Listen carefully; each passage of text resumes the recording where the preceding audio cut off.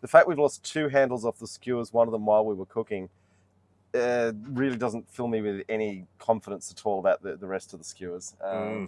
And preparing the kebabs was one of the more terrifying things I've ever done in my life, because there's incredible flex in the skewers and an incredibly sharp point. And as you put it into anything, the whole thing, it's like a bass guitar string. And or bass guitar string, I should say. Bass guitar, yeah. You know, fish play bass too.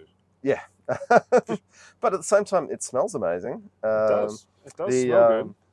The steak internal temperature is getting up there quite fast as well. So let me double check that. It's at 104 and 115 internal now. So we only want to get it to 130. So we'll be eating steak in a few minutes. Excellent. And having kept the lid on for a little while, the ambient temperature is now up to.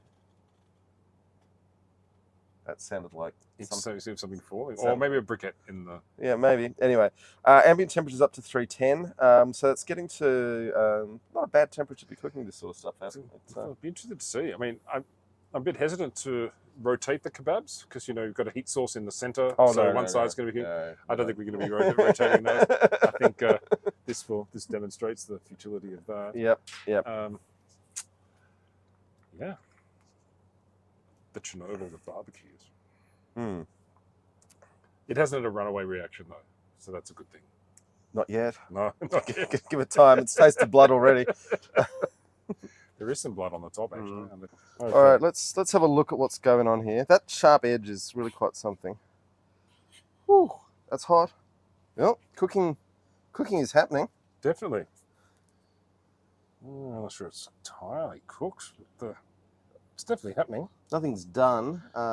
Sausage is looking a bit done down the bottom, but not. Yeah, well, that's where the heat is, isn't it? Yeah.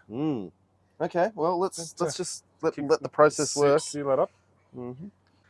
So we think we're about to pull the steak. We're not sure if it's done. The wireless meat thermometer thinks it is. It doesn't look done on the outside. And one of the issues we're encountering is that up the top, it's basically getting steamed. There is heat and there's moisture coming up from the water in the tray. Yeah. But we're talking about steamed meat, which isn't that appealing. And the sausages in particular, the bottom that's exposed to the coals because they're far enough down, that's charring. Yep. But the top half isn't looking as cooked as it could be.